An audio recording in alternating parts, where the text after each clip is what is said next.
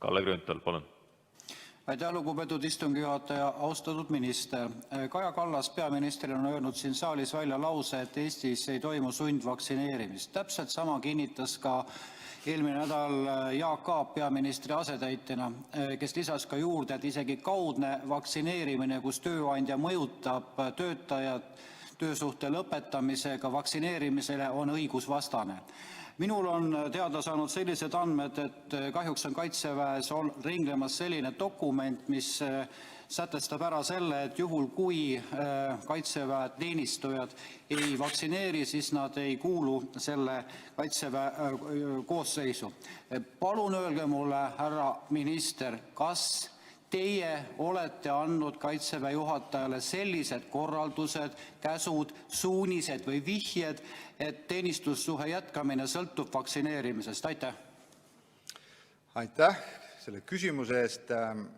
Jah, ma olen Kaitseväe juhatajaga, ma arvan, rohkem kui üks kord sellisel teemal arutanud, et Kaitsevägi, kus toimub käsuliin ja kaitsevõime tagamine, Eesti julgeoleku tagamine, on minu arvates mõistlik, minu isiklik seisukoht on mõistlik, et need, kes peavad tagama meie Eesti riigi julgeoleku, teevad ka kõik selleks, et nad on võimelised seda tervise seisukorrast tulenevalt teha.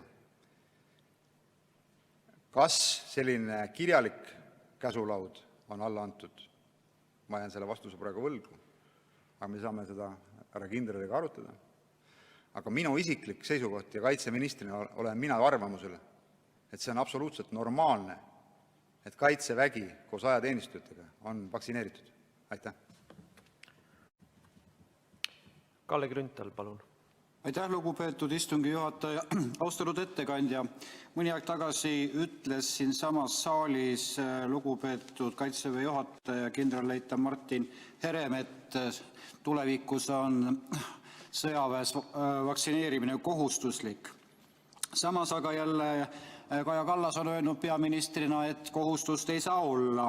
Jaak Aab on öelnud isegi ka seda, et isegi kaudne mõjutamine selles osas ei ole lubatud.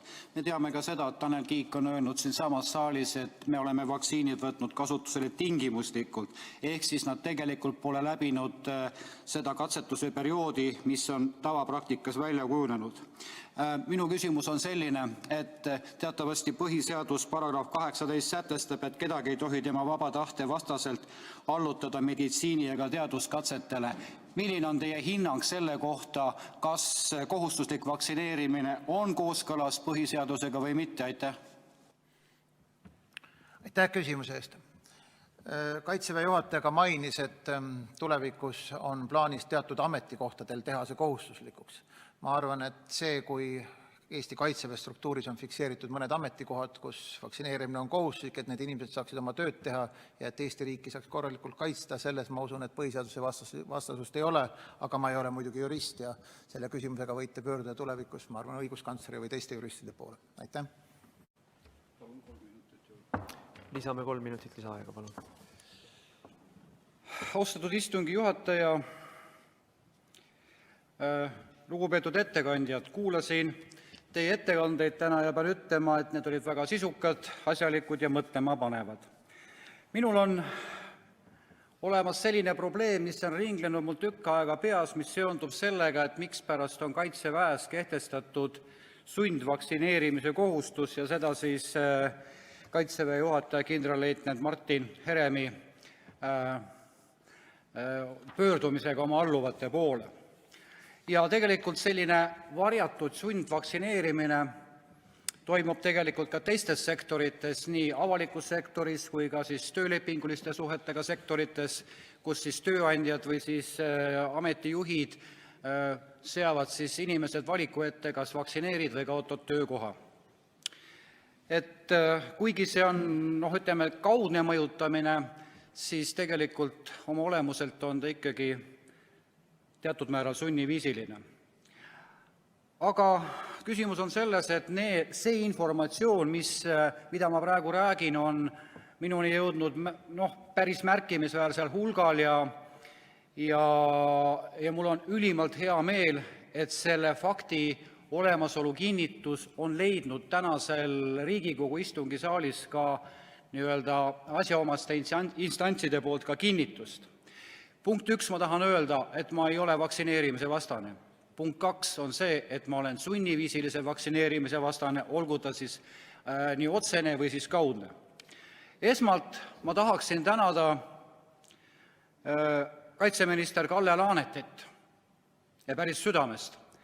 Sellepärast, kui ma küsisin ta käest küsimuse, et kas te olete andnud mingisuguseid korraldusi Kaitseväe juhatajale seoses nii-öelda siis selle kaudse sundvaktsineerimisega, siis oleks tal kogenud poliitikuna olnud võimalus vastata ükskõik mida, ajada mingit demagoogilist juttu, aga tema ütles seda otse. Jah, ma olen rääkinud Kaitseväe juhatajaga, me ei ole mingisuguseid dokumente ei ole, aga see teema on olnud meil aruteluks. Ja ma hindan tohutult praegu Kalle Laaneti kui ohvitseri sellist käitumisviisi ja ma teen Kallele sügava kummarduse. Ma tänan sind selle eest. Samuti ma tahan tänada ka kindralleitnant Martin Heremit Kaitseväe juhatajana, kes rääkis otsekoheselt ära, et tegelikult jah, on olemas selline pöördumine sõjaväelaste poole ja ta rääkis ka väga põhjalikult ära ka selle, et tegelikult milline on see vaktsineerimise plaan. Ma tänan ka kindralleitnant Martin Heremit selle aususe ja otsekohesuse eest. Ta ei oleks pidanud seda rääkima, kui ta ei oleks tahtnud seda teha.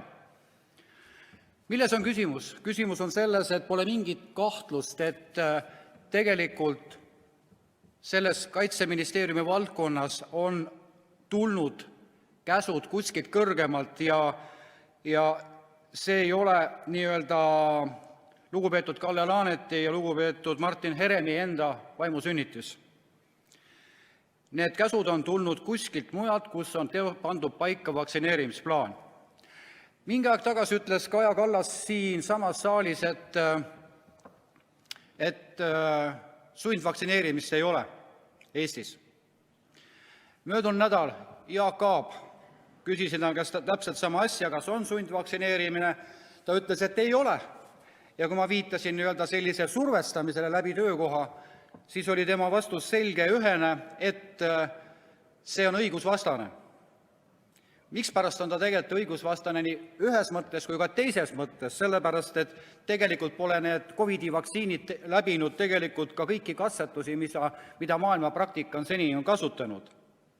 Ja kui me nüüd tuletame meelde, et Tanel Kiige ütlus selle kohta, miks me need ikka siis katsetame või miks me need kasutame, neid katsetusjärgus olevaid vaktsiine, siis ta ütles ilusti, et need on tehtud tingimuslikult, mikspärast Eesti seda kasutab. Küsisin siis ka Jaak Aabi käest uuesti, et ole hea mees, et ütle mulle, millised on need tingimused ja palusin 2 korral oma sõnavõtus, et esitage mulle need tingimused. Homme saab sellest nädal aega mööda. Jaak Aab ei ole need esitanud. Me ei tea, millistel tingimusel me ennast vaktsineerime. Põhiseaduse paragrahv 18 sätestab, et kedagi ei tohi tema vaba tahte vastaselt allutada meditsiini- ega teaduskatsetele. Ja ma näen praegu, ütleme, sellises otseses või kaudses sundvaktsineerimises teatud riivet põhiseaduse paragrahvile 18. Aga tulen nüüd tagasi, ütleme, siia selle teema alguse juurde. Miks siis Kalle Laanet ja Martin Herem siis, ütleme, täna avalikustasid selle olukorra, mida ma eelnevalt kirjeldasin?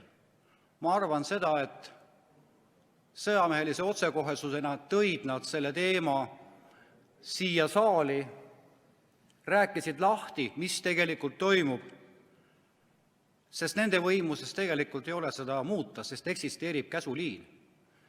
Otsige nende poolt antud sõnumites, mida nad täna siin andsid, tegelikku tõde. Kõiki asju ei öelda otse välja. Nii et ma tänan veel kord siis nii kaitseminister Kalle Laanetit kui ka siis Kaitseväe juhatajat kindralleitnant Martin Heremit tänaste sõnavõttude eest, mis nad tegid. Nüüd aga on, hea rahvas, Eestimaa rahvas, pall on teie käes.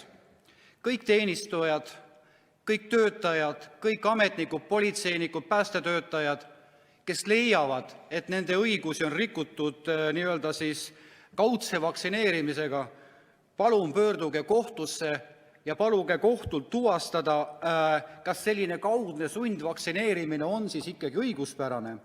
Ja selleks, et tagada nende asjaolude vaidlused on pikad, esitage ka siis esialgne õiguskaitse taotlus, peatada selle käskkirja, otsuse, ükskõik mis muu akti täitmine kuni kohtuotsuse tegemiseni. Pall on teie käes, hea Eesti rahvas. Tänan.